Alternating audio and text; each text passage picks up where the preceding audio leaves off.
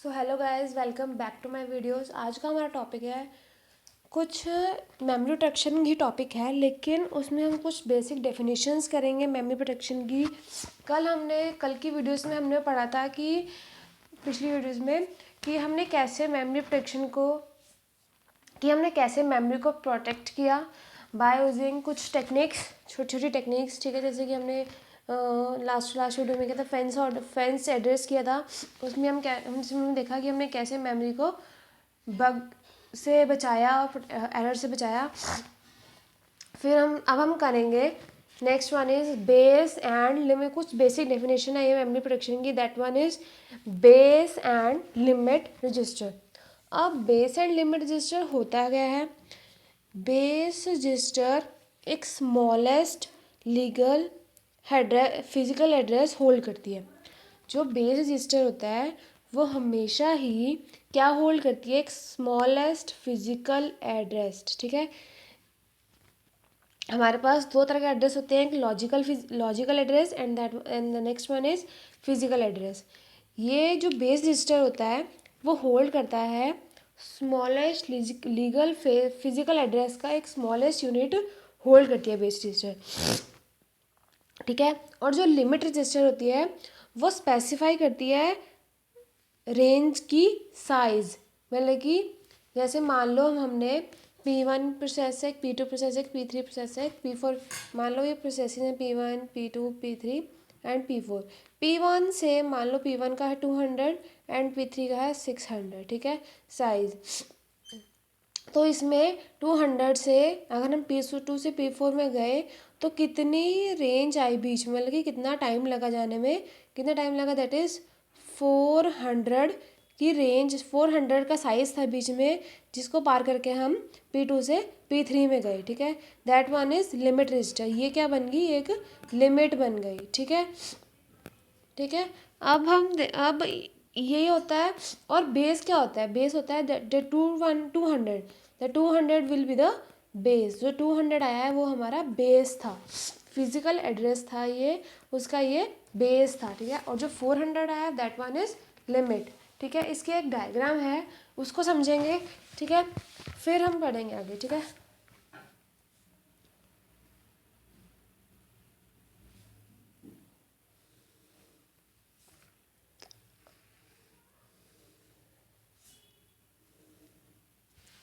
ये बन गया एक हमारा प्रोसेस टाइप, कुछ बन गया है। ठीक है, इसमें चीज़ें आती हैं। That one is operating system.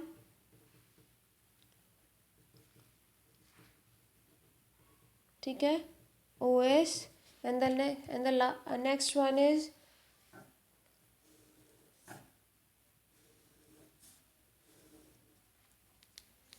Process.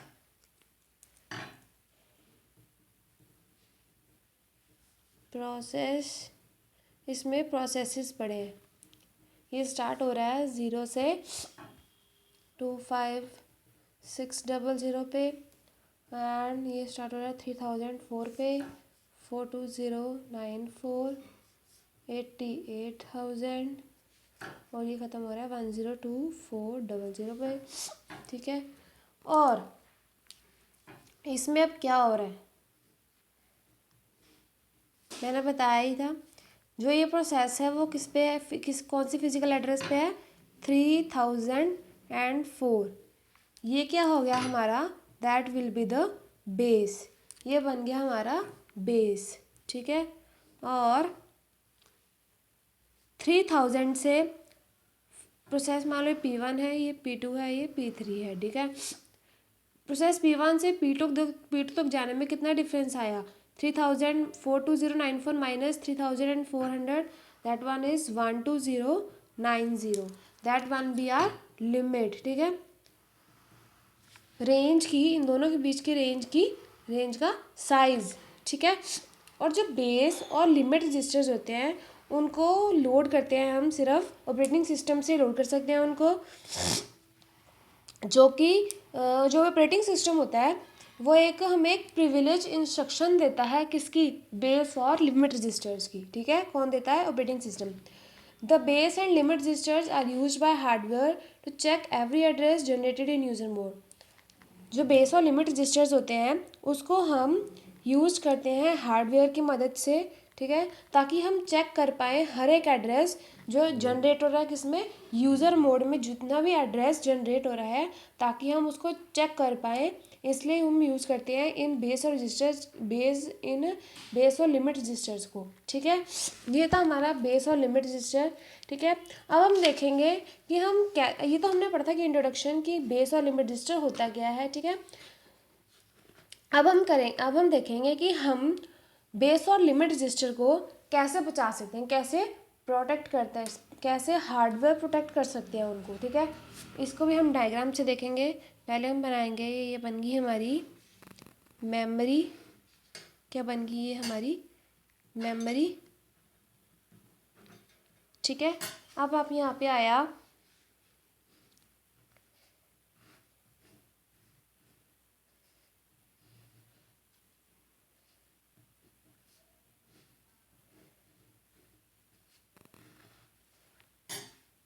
ये बन गया हमारा सीपीयू, ठीक है। सीपीयू के यहाँ से एड्रेस जा रहा है, ठीक है, less than equals to, greater than, यहाँ पे अगर ग्रेटर देन आया तो no,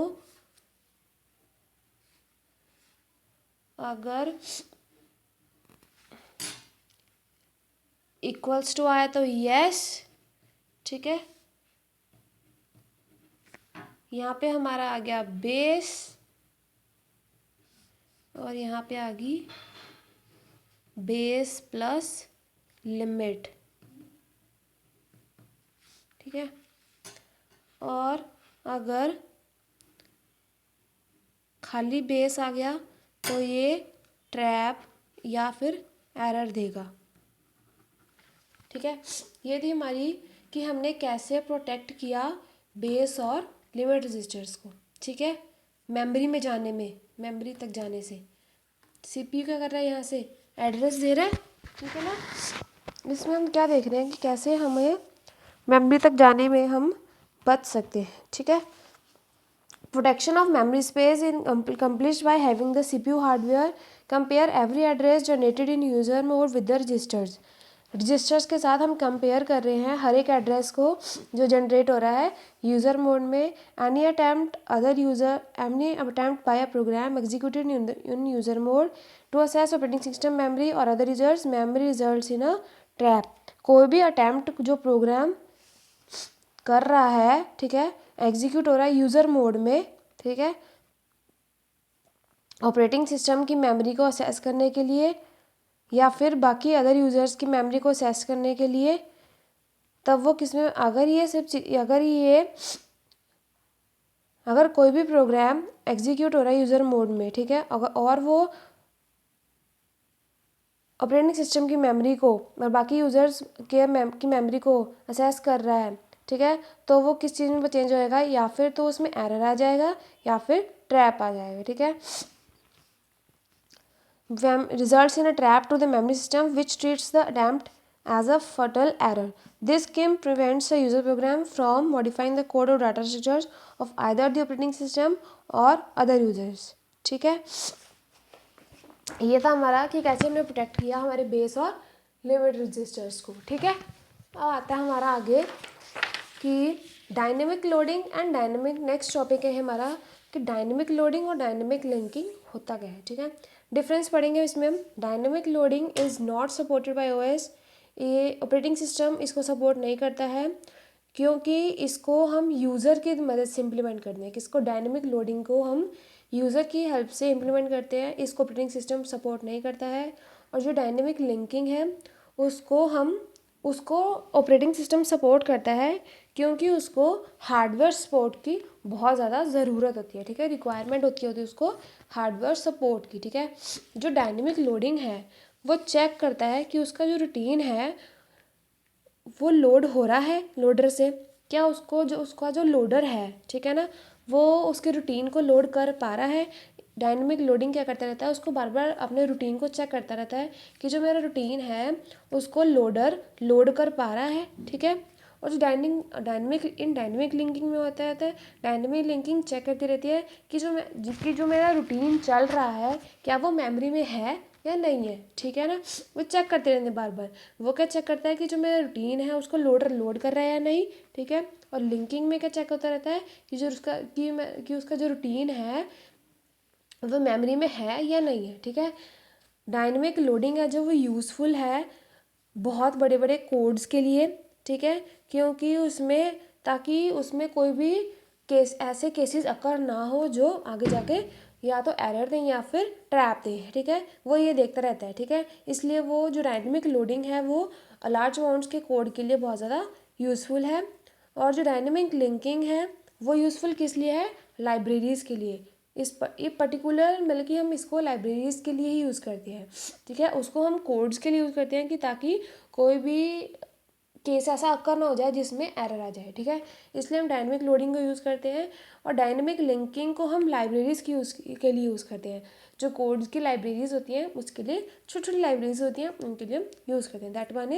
that is the difference between the dynamic loading and the dynamic linking, ठीक है। अब आता है मेरे पास दैट इज़ क्या है सब। पहले हम इसकी एक डायग्राम कर लेंगे। पहले हम चारों पढ़ लेंगे, चारों का डिफरेंस पढ़ेंगे, फिर हम एक इनकी चारों का एक डायग्राम दे देंगे, ठीक है। अब क्या डिफरेंस आता है, next one is logical address space and the physical address space.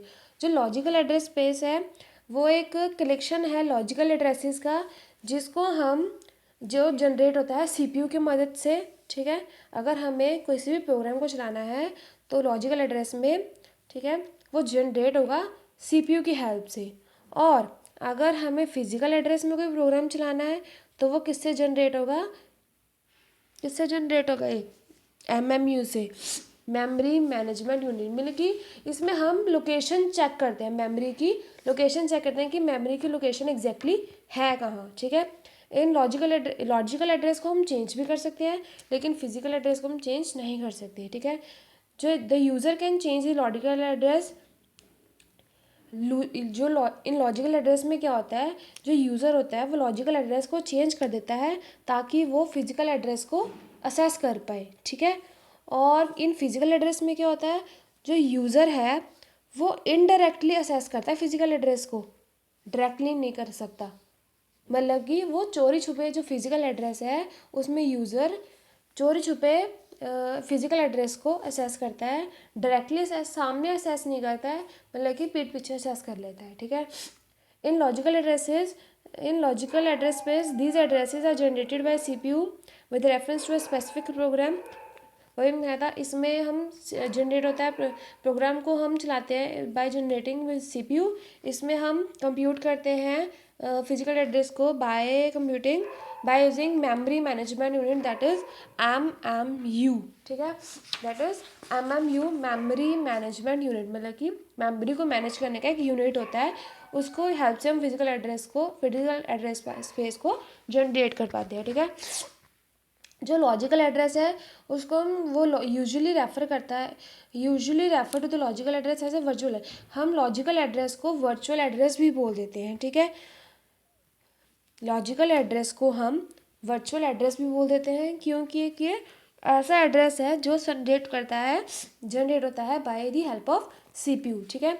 In physical address the run time mapping from virtual to physical address is done by hardware device called MMU that is memory management unit, ठीक है। जो run time mapping होती है virtual address से physical address तक जाने, मतलब कि लॉजिकल एड्रेस से फिजिकल एड्रेस स्पेस तक जाने की जो रन टाइम मैपिंग होती है उसको कौन ख़त्म करता है, कौन हेल्प करता है उनकी कि वो जा पाए वर्चुअल एड्रेस से फिजिकल एड्रेस में, that is MMU, memory management unit. उसकी डायग्राम है उसको हम करते हैं पहले, ठीक है। यहाँ पे आ गई हमारी मेमोरी, ठीक है। ये आ गया हमारा फिजिकल एड्रेस, 14346, ये इसकी नंबर्स दिए हुए हैं इसके लिए। ये आ गया, यहाँ पे हमारा आता है दैट इज़ CPU, यहाँ पे आ गया हमारा लॉजिकल एड्रेस और ये आ गया हमारा इसकी नंबरिंग, ठीक है। यहाँ पे क्या हुआ, रीलोकेशन रजिस्टर्स, मतलब कि रजिस्टर्स की रीलोकेशन हुई, रीलोकेशन रजिस्टर, ठीक है। मैं इसकी, ये पूरा था मेमोरी मैनेजमेंट यूनिट, ये क्या था, मेमोरी मैनेजमेंट यूनिट।